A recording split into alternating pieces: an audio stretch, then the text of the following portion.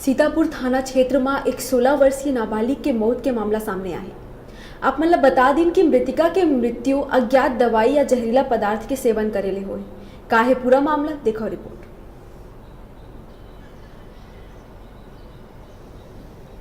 मृतका सीतापुर थाना क्षेत्र के ग्राम गेरसा के रहिया है।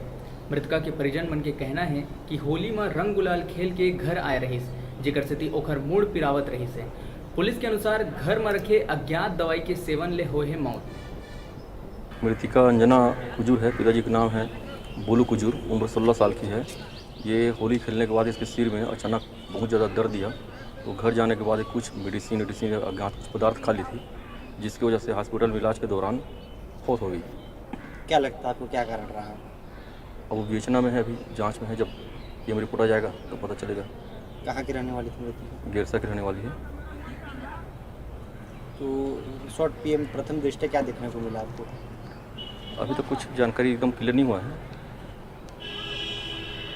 जो सेवन जो की थी अज्ञात पदार्थ, क्या नाम था उसका? अभी तक उसके घर वाले कन्फर्म नहीं बता पाए हैं। उनका कहना है कुछ मेडिसिन खाई है, जिसकी वजह से रिएक्शन होने से मृत्यु होना शंका जायकी है। शॉर्ट पीएम कुछ 60 पीएम रिपोर्ट अभी नहीं मिला है।